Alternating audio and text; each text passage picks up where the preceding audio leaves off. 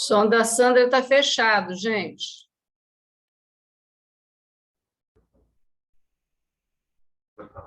Boa noite a todos. Já dei boa noite 3 vezes.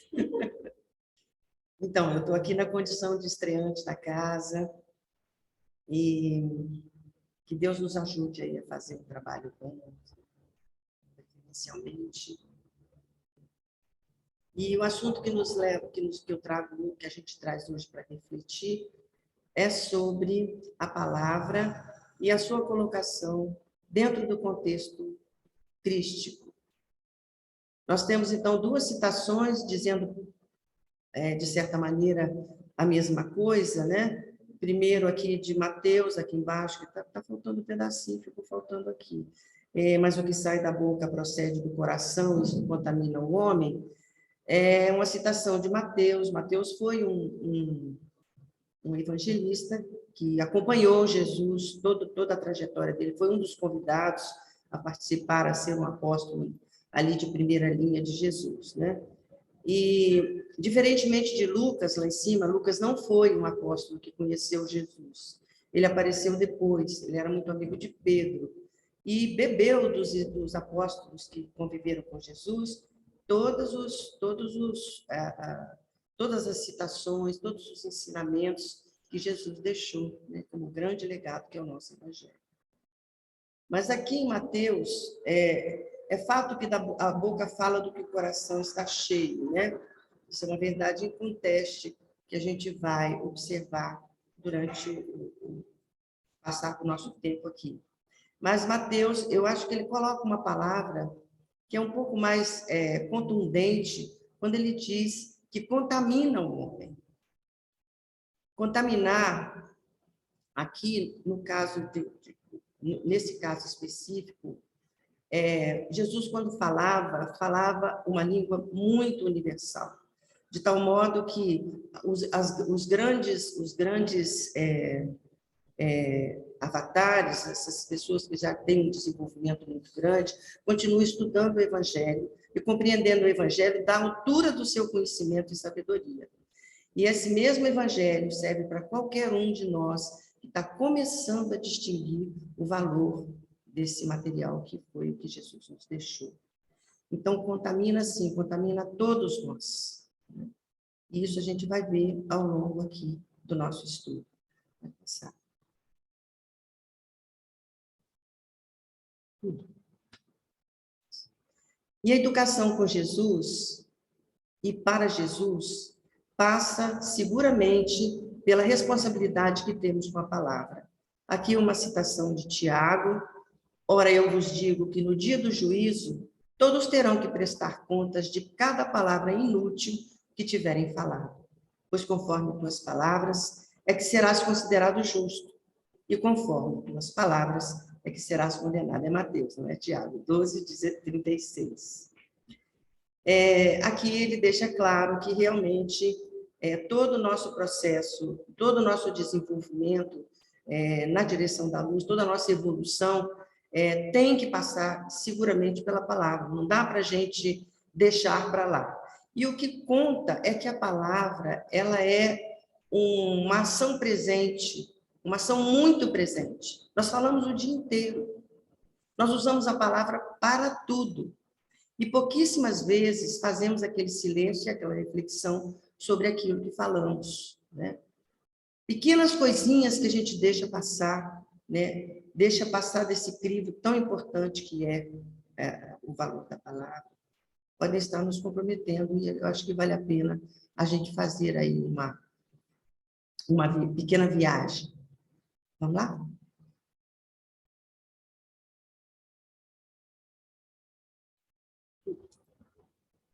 Então, a encarnação mais simples não é uma simples encarnação. Esse preparo, por mais simples que seja a criatura que vai encarnar, sempre tem um comprometimento, porque toda a encarnação, ela precisa de nós, humana, né? Ela precisa contar com a possibilidade da evolução. Todas as encarnações precisam passar por isso. Você pode colocar? Então, e quando mergulhamos no corpo, há um embotamento em relação ao nosso compromisso, né? A nossa matéria, ainda grosseira, nos propicia isso. Não obstante, esse embotamento não nos exime de nascer, primeiro com um programa existencial. O programa existencial tem a ver com o nosso hardware, com o nosso corpo, com a nossa parte, esse programa que está mais ao alcance do nosso entendimento. Em que país vamos nascer, que sexo vamos ter, em que família vamos nascer, quem será nosso pai, a nossa mãe, os nossos irmãos, né? Qual será a realidade onde vamos crescer e que potencialidade, que esperanças nós podemos ter quanto à educação, quanto ao conforto, quanto ao estudo, enfim, todo esse processo aqui. E o segundo momento, que é o propósito existencial, é igual para todo mundo. É o amarás ao teu próximo como a ti mesmo. Completo seria dizer, amarás a Deus sobre todas as coisas e ao teu próximo como a ti mesmo. E amar ao próximo significa cuidar. Não tem como sair dessa situação. A palavra é semeadora, por isso ela é tão importante. Ela dá mudinhas, dá filhotes, ela vamos dizer assim, é um manancial de comunicação para o bem, que não tem fim, né? Quando a gente se vê diante de uma plateia, por exemplo, como professor, né? E passando informações, você está passando uma informação, cada criatura daquela ali vai fazer uma distinção da palavra que você está dizendo. Cada uma daquelas criaturas vai fazer um aproveitamento à sua moda, à sua maneira, que depende muito do interior de quem está recebendo, né? Mas então Jesus nos acresce, que tendo semeado, cresce. É por isso que dá mudinha, é por isso que a palavra tem essa conotação de causa e efeito, né? E se ela tem causa e efeito, ela já cresce no seu valor. Haja, pois, suficiente cuidado em nós, cada dia, porquanto o bem ou o mal, tendo sido semeados, crescerão junto de nós, de conformidade com as leis que regem a vida. Aqui também é uma linguagem universal, mas serve para a palavra. Está muito clara. E essa lição é do Caminho, Verdade e Vida, número 36, uma contribuição das maravilhosas de Emmanuel. Eu conheci um pouco de literatura infantil e eu tenho um amigo que faz esse trabalho com as crianças, ele mora no mundo e ele tem contato com uns 8 países de língua portuguesa. E, através dele, eu conheci essa autora, Rosiana Mulder, que mora no estado do Rio. Ela é uma escritora de literatura infantil. Quem tem filhos pequenos, eu aconselho, o trabalho dela é muito bonito, né? A literatura infantil no Brasil é um dos cinco tópicos de melhor qualidade para exportação no Brasil. Eu também não sabia disso, fui sabendo disso há pouco tempo. Tanto no contexto literário, quanto no contexto de ilustração. O nosso material de literatura infantil no Brasil é maravilhoso e vale a pena um olhar mais aprofundado para a orientação e educação dos nossos pequenos. Então, a Rosiana traz essa... Ela fez um livro de poesias, e nesse livro de poesias, ela consta essa poesia aqui. Receita de acordar palavras. Palavras são como estrelas, facas e flores. Elas têm raízes, pétalas, espinhos. São lisas, ásperas, leves ou densas. Para acordá-las, basta um sopro em sua alma. E como pássaros, vão encontrar o seu caminho. E a delicadeza com que ela aborda um assunto tão profundo chama a atenção da gente, porque isso é lido por crianças de 7 a 11 anos. Então, as palavras são como estrelas, facas e flores. Assim são mesmo as palavras. Aqui embaixo, e para acordá-las, basta um sopro em sua alma, porque elas estão aqui. Basta que eu resolva falá-las, elas estão aqui. Elas são imediatas, elas estão ali, né, à nossa mercê. Nós podemos fazer com as palavras o que nós quisermos. É muito fácil falar, mas é muito comprometedor também. E como pássaros vão encontrar o seu caminho, porque o caminho das palavras é aquele que me escuta. Aquele que me escuta é o receptor da minha palavra. Aqui nós temos um exemplo. Um homem que nasceu na Áustria, e aos 16 anos teve um contato com um documento chamado o Protocolo dos Sábios do Sião. É um documento antissemita. E ele teve condições de... conseguiu ler esse protocolo, e aquilo tocou ele de uma forma bastante contundente. E ele, então, cheio de si, resolve ingressar no exército austríaco, mas ele não foi aceito. Então, ele migra para a Alemanha. E lá, ele se engaja no Partido Alemão dos Trabalhadores. E começa a fazer uma carreira política ali, assim, ainda modesta. E como se diz, aquele documento vai ganhando força no interior desse cérebro aqui, né?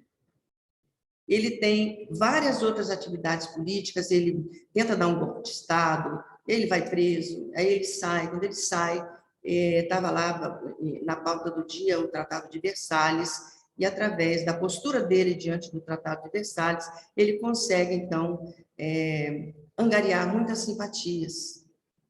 E nesse meio tempo também ele vai ganhando hierarquicamente o seu espaço dentro do exército, até o dia em que, como se diz, chegou a vez dele, né? E ele, então, já tinha a seu dispor uma massa imensa de pessoas que escutava o que ele dizia. E então começa uma trajetória que levou, ao fim e ao cabo, à morte quase 6 milhões de judeus. Mas o mais curioso é que este homem não tem nenhum fato histórico, pelo menos que eu tenha conhecimento, que eu pesquisei, em que esse homem tenha matado alguém, seja por uma arma branca, seja por uma arma de fogo. Tudo o que ele conseguiu foi com a palavra. Então, aqui começa um entendimento de que essa responsabilidade é muito grande. Nós sabemos aí, por algumas histórias contadas, que o destino dele foi dos mais tristes possíveis, né? Recentemente nós tivemos aí um retorno sobre isso. E tudo por conta do que ele falou, do que ele pregou, do conceito que ele acreditou. Diferentemente dele, num segundo momento também histórico e de grande valor, nós temos aí o Gandhi, o Mahatma Gandhi, né? Gandhi era indiano, casou-se aos 13 anos, e quando ele estava na idade de aprender, ele deixou a família na Índia e foi para a Inglaterra estudar para ser advogado. Também teve uma trajetória bastante tumultuada. Assim que ele se formou, ele recebeu uma proposta para ir para a África do Sul, porque tinha ali um contingente muito grande de indianos, que eram criaturas muito maltratadas naquela terra, tanto quanto o eram os negros. Então, ele vai para lá fazer esse trabalho e tem contato com vamos dizer assim, com a problemática social que era a África do Sul. Ali nasce, do coração, do pensamento dele, o Satyagraha, que é a filosofia do ativismo pela paz. Né? Satya quer dizer verdade, e grava quer dizer força. Né? Então, juntando isso, o que na verdade ele fez na Índia foi um ativismo pacífico. Ele conseguiu. A bandeira dele era a bandeira da verdade. E a realidade da Índia era das piores possíveis. Quando ele atinge um determinado ponto, ele vê que ele não pode fazer mais nada na África do Sul, ele volta para a família dele na Índia e começa, então, uma trajetória de luta com a problemática indiana, que era a questão da tecelagem.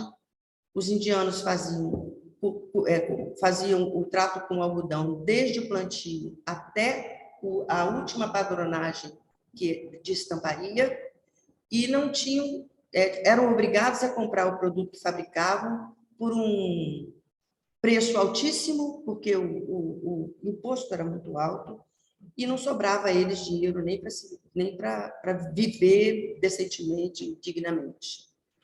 Então, o Gandhi, mediante essa realidade dura, e tinha um outro propósito. O sal também era uma problemática grandiosa. Aí já mexia com a mesa deles, né? Os indianos faziam tudo e os ingleses levavam assim também na tecelagem. Era uma situação muito parecida com a que se vê, eu tive a oportunidade de ver em Mato Grosso, a chamada escravidão branca, né? O homem trabalha e o seu patrão lhe fornece tudo por um preço altíssimo e ele não consegue nunca mais sair da fazenda. Aqui, a grande fazenda era a Índia. Então, o Gandhi começa a fazer essa luta, só que ele precisava, primeiro, apaziguar o coração daquele contingente inteiro de indianos. A Índia tinha perto de 200 dialetos e ainda 2 religiões fortíssimas. E o Gandhi era hindu e a outra era o que era mesmo? Não, era maometana, muçulmana.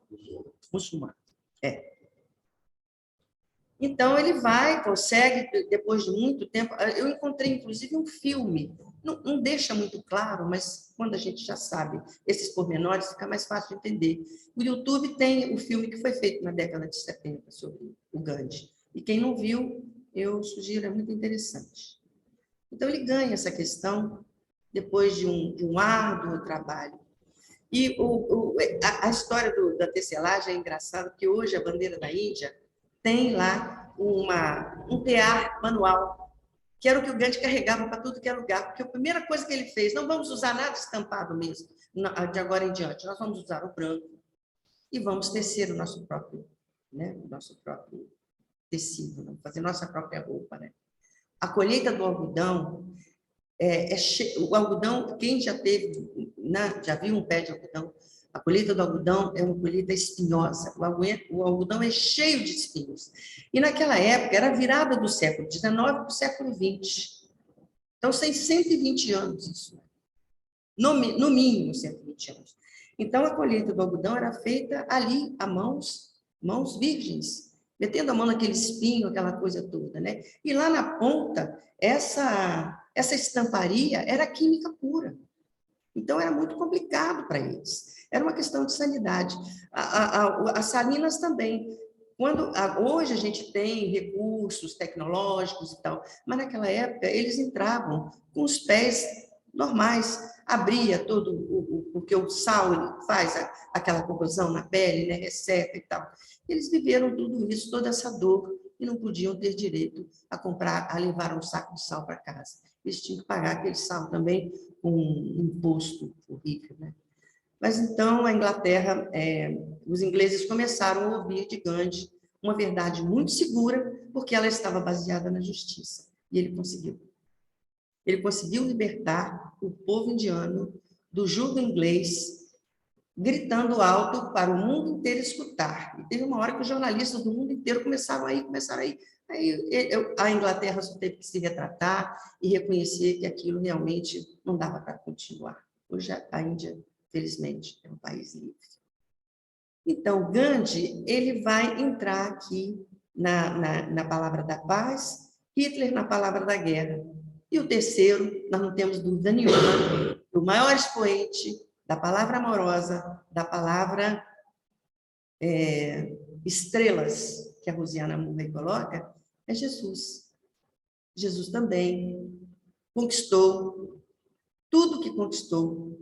Estamos com ele até hoje, mais do que nunca, lutando para ser um pouquinho melhores, graças a ele. com palavras de luz, muito amor e muito exemplo. Também não deixou nada escrito, nós sabemos disso.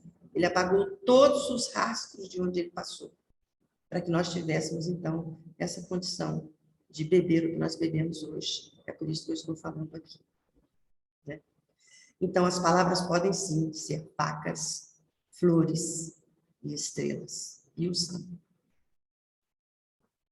Pode passar.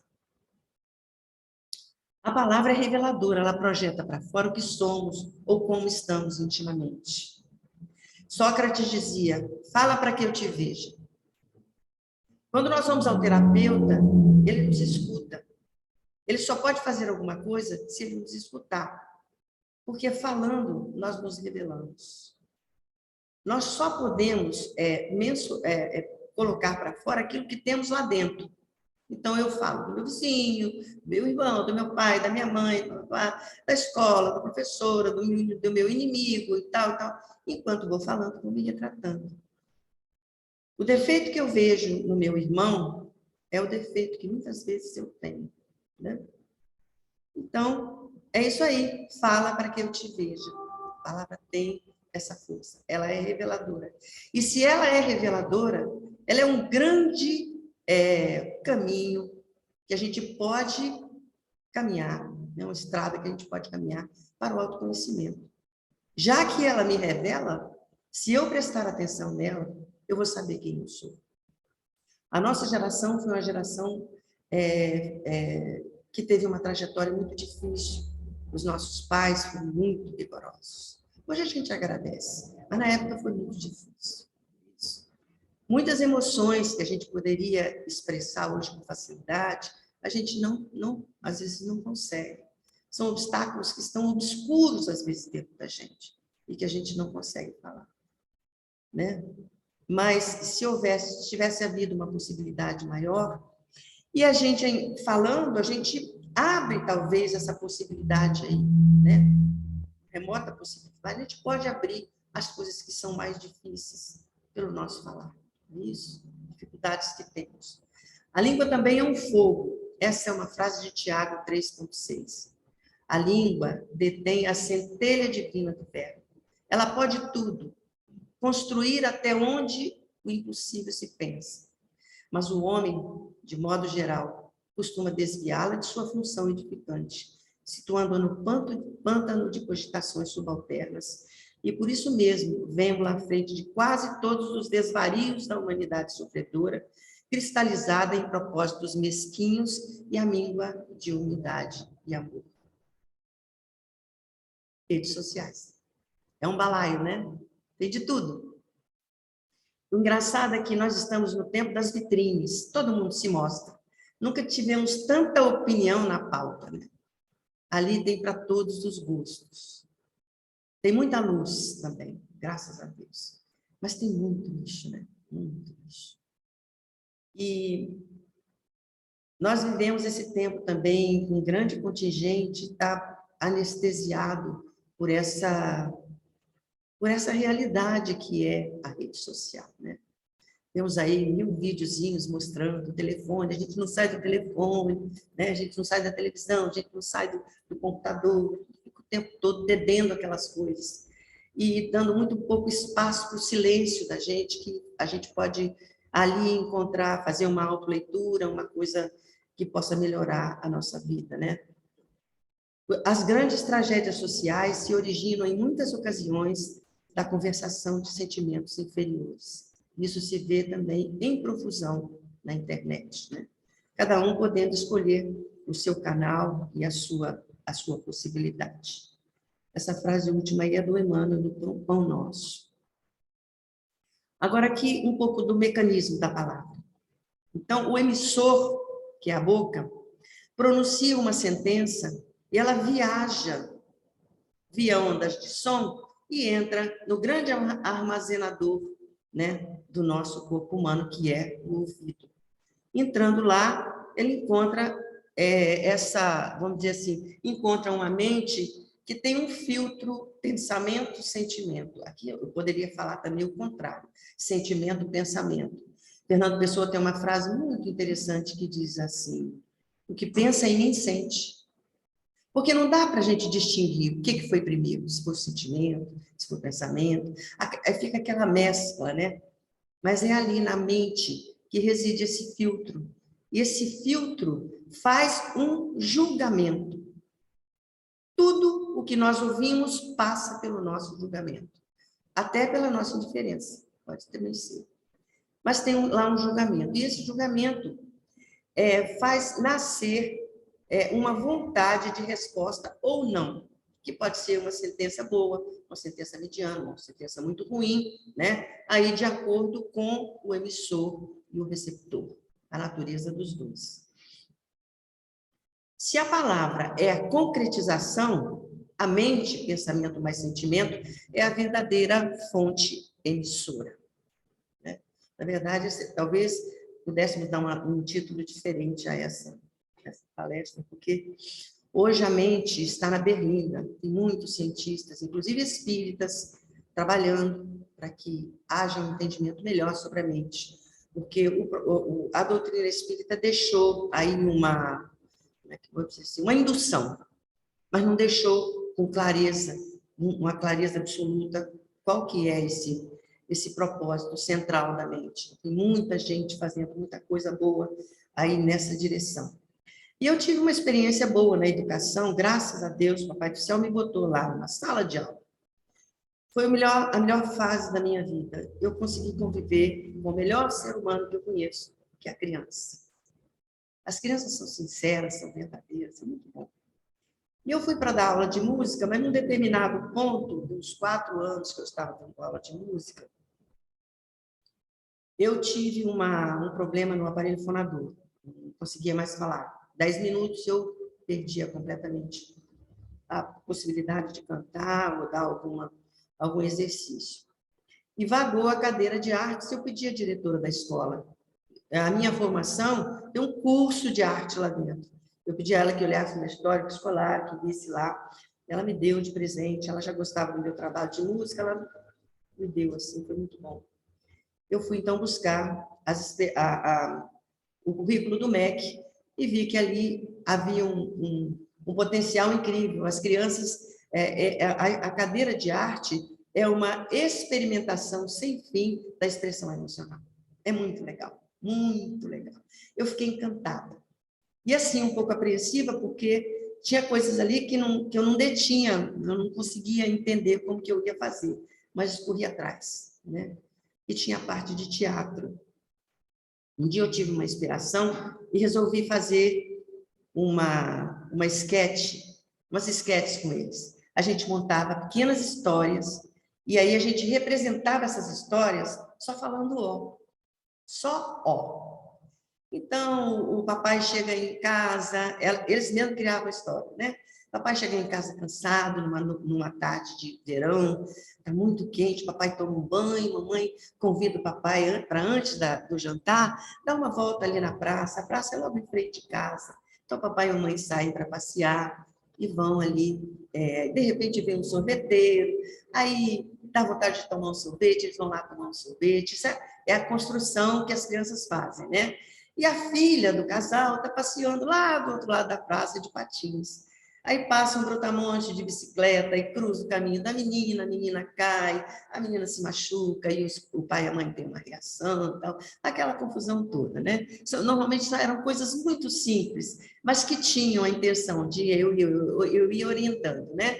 Uma apresentação dos personagens tinha que ter um ápice, um ponto alto, né, de tensão, e depois, então, o happening, né?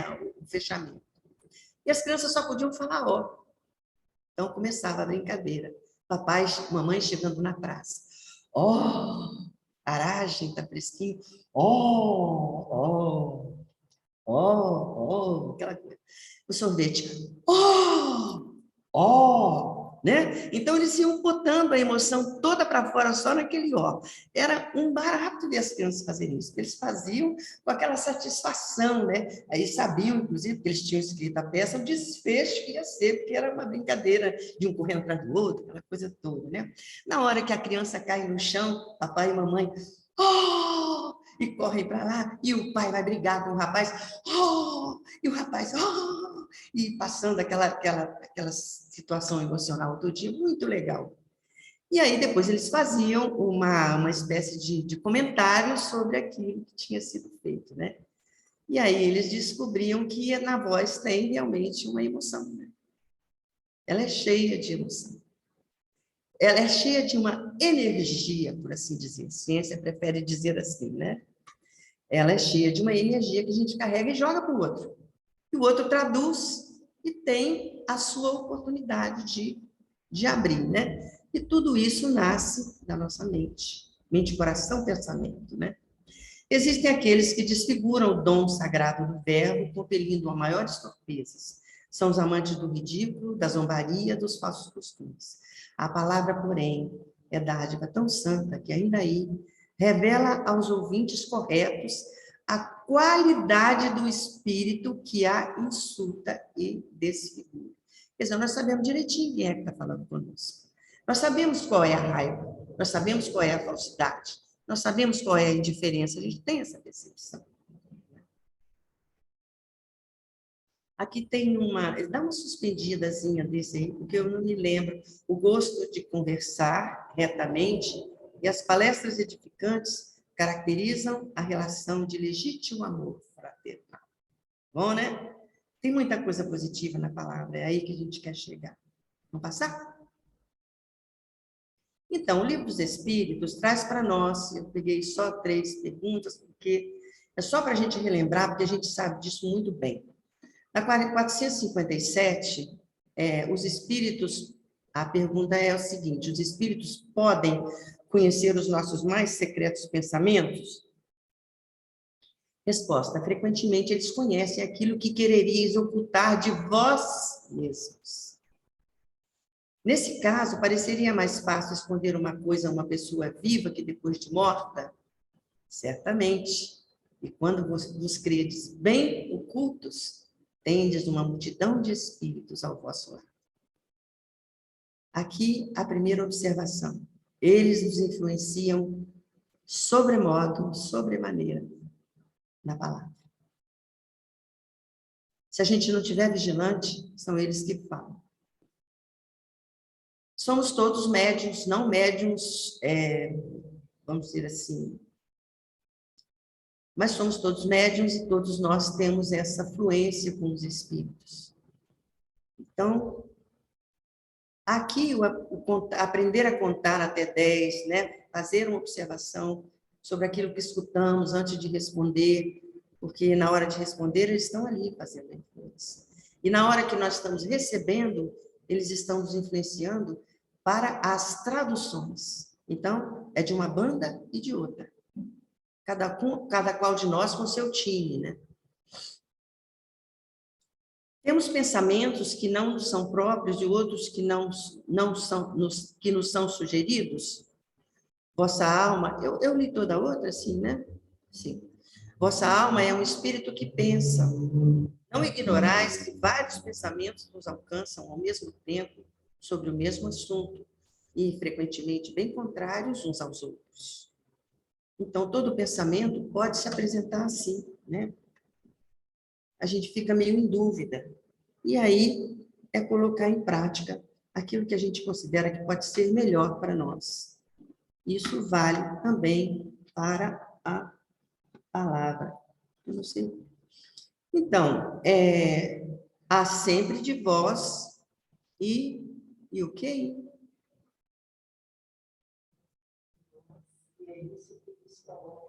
De vós e de nós. Há sempre de vós ou de nós, né? É porque está apagado aqui, tem uma coisa aqui na frente. E é isso que vos coloca na incerteza, posto que tendes 2 ideias que se combatem. Não é fácil, né, gente? É uma tarefa até complicada, né? Não é fácil. Vamos passar? Aqui é a maledicência. A maledicência é uma semeadura das mais infelizes possíveis. Emmanuel tem lá um parágrafo que eu fiquei até constrangida de colocar aqui, porque ele bate tão pesado, né? Mas ele diz que se o caluniador soubesse dos como é que chama? Dos resultados que levam uma alma que produz esse tipo de recado, ele paralisaria as cordas vocais. Porque para vamos dizer, para um maledicente, que é uma coisa intencional, você faz intencional, né? Os resultados são dores terríveis que a gente deve evitar a qualquer custo. Mas a maledicência é realmente o tribunal mais injusto que existe, né? É uma traição mesmo. Botei aqui, eu tinha colocado até em letras garrafais, mas vocês devem tirar. É uma grande traição. A vítima está ausente, ela não está ali presente, né? E a gente vai na surdina. Ainda existem aqueles casos, eu conheci, inclusive, um fato que fiquei estarrecida. Uma criatura conta para outra uma maledicência, né? Entrega lá e diz para ela que era só para ela que estava contando. Mas não era verdade, contou para outra. Aí explode, vem à tona o negócio. E não era aquela, que era só para você. E aí, isso se complicou de uma tal maneira, que é inacreditável a extensão que pode levar um fator desse aí de maledicência. A gente acaba com a vida do outro, a gente envenena a vida do outro. E, às vezes, nem verdade é. Às vezes, é pura falsidade. É uma leitura leviana que você faz no outro. E quem somos nós também para apontar no outro aquilo, né? Deveria existir por parte dos homens grande cautela em emitir opiniões relativamente à incorreção alheia. O parecer inconsciente ou leviano pode gerar desastres muito maiores que o erro dos outros, convertido em objeto de exame. Quer dizer, aquilo que é o erro apontado não chega nem aos pés da grande tragédia, até faz sentido, né? Guardai-vos, pois, das atitudes dos murmuradores irresponsáveis. Emmanuel, Caminho, Verdade e Vida, lição 48. Eu estou acostumada a passar, eu estou toda hora pegando coisa para passar aqui. Então, é isso aí, gente. A maledicência é uma coisa terrível. E a gente tem também um hábito muito social de dizer assim: não é por nada não, mas o fulano, e aí a gente desce a escada. Não é isso? Gosto muito da cicrana, mas desce outra escada. Não é assim? Então, essas coisas a gente tem que evitar ao máximo, porque quem somos nós para apontar o defeito do outro? Não é isso? É muito difícil, muito difícil. Então, quanto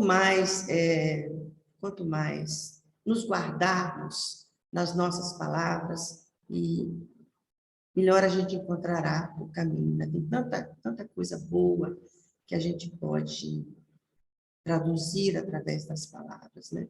Tanta coisa bonita. Pode passar. Deus criou a palavra, o homem engendrou o falatório. Essa também é de Emmanuel, Vinha de Luz. Vinha de Luz. Enfim.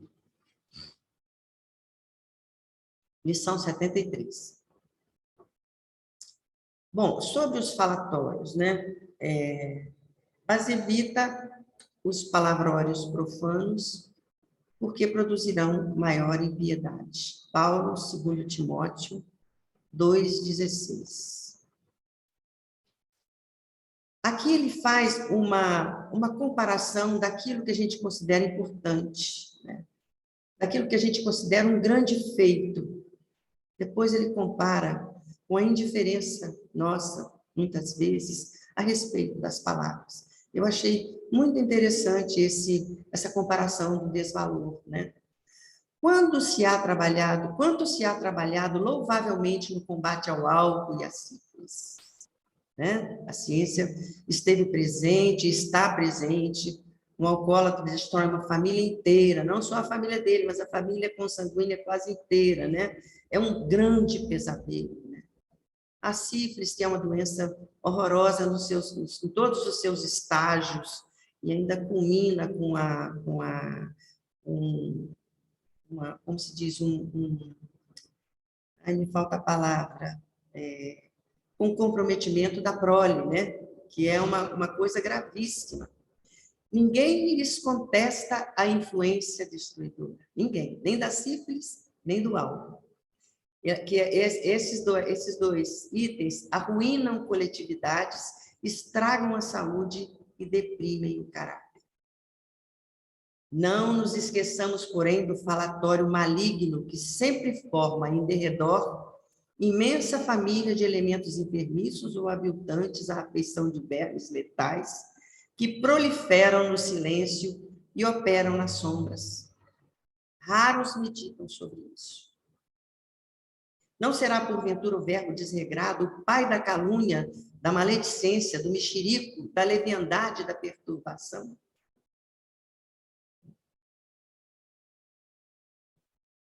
Em toda parte, a palavra é índice de nossa posição evolutiva. Indispensável aprimorá-la, iluminá-la, enobrecê-la. Aqui eu anotei o caso Vieira, Missionários da Luz, Alexandre, no planeta Terra, aqui na Terra, dentro de uma casa espírita, ele fazia um treinamento com alguns médiuns em desdobramento durante o sono. Foram convocados 300, apenas 32 vinham. E nessa noite, quando o André Luiz estava lá com o Alexandre, que promoveu esse nosso conhecimento aqui, o Alexandre, o Sertório, o ajudante do Alexandre, chega para ele e diz assim: olha, essa noite faltaram 2. Faltaram 2? Sim, faltaram 2. Quem são? O Marcondes e o Vieira. Aí ele ficou preocupado e o André Luiz escutando. Então, ele falou assim: ô, Sartório, faz o seguinte, você, por favor, vá lá ver o que aconteceu, mas se você encontrar algum espírito criminoso, alguma coisa muito comprometida, não se meta, né? Deixe como está, volte. Mas veja se você pode ajudar, porque pode ser alguma outra coisa que a gente não sabe. Aí ele virou para o André Luiz e falou assim: vai, André, vai lá, você aprendeu, você está aqui, né? Com essa intenção. E o André, então, vai com ele. Chega lá e encontra o Vieira desprendido do corpo, e o perispírito dele estava um pouco acima do corpo, e ele numa situação de pavor, e um espírito que o livro diz que está todo vestido de preto, e fazendo uma gesticulação assim estranha, que eles não estavam entendendo, eles foram se chegando, e começaram a escutar o que o espírito estava falando. Aí o Sartório vira para o espírito e fala assim: mas você é amigo ou parente do Vieira? Ele falou assim: eu fui amigo do Vieira quando eu estava na carne, eu era amigo dele. Mas por que você está fazendo isso com ele? Ele está tão apavorado. Afinal, o que aconteceu? É porque o Vieira inventou aí para a família dele, ficou falando hoje aí para a família dele, que eu era assim, que eu era assado, inventou um monte de coisa minha, e não é nada disso. Eu vim aqui me retratar com ele, falar com ele quanto que ele se enganou, e o cara estava bastante nervoso, né? Bom, eu não vou continuar a história, porque já sabe, o cara não tinha o que fazer, foi lá e acordou o Vieira sair do pesadelo. Mas nem dos mortos devemos falar, né, gente? Nem dos mortos. Essa, para mim, foi uma surpresa, deve acontecer sempre, né? Eu tenho uma conhecida que escreveu um livro sobre a família dela, e ela dizia que a família do pai dela era uma família, assim, prosaica, cheia de novidades, umas coisas, tinha gente meio doida, assim, ela queria colocar isso no livro, né? Então, ela encontra um médium no meio do caminho e diz para ela assim: olha, não faça isso, não. Não faça isso, porque isso nunca faz bem aos mortos. Na época, eu não entendi. Quando li o livro da André Luiz, eu me lembrei, me reportei, e fiquei entendendo o que foi falado ali, né? Então, agora as queixas. As queixas são dos rebeldes, dos preguiçosos, né? E vamos dizer, dos que não têm não tem maturidade, né? As boas palavras enrijecem o caráter, dulcificam o coração e iluminam a vida. As más entorpecem os sentimentos, deformam a conduta e matam os ideais do enobrecimento. Joana de Ângeles, Plenitude. É bem universal isso aqui também, né? A queixa é um vício imperceptível que distrai pessoas bem-intencionadas da execução do dever justo. Então, você não quer fazer, aí você fica, isso assim, assim, porque fulano me ajudou, ciclano me ajudou, aí é a imaturidade, né? Porque o trabalho é muito difícil, esse é o rebelde, ou é o preguiçoso, de alguma forma, está dentro desse contexto aí.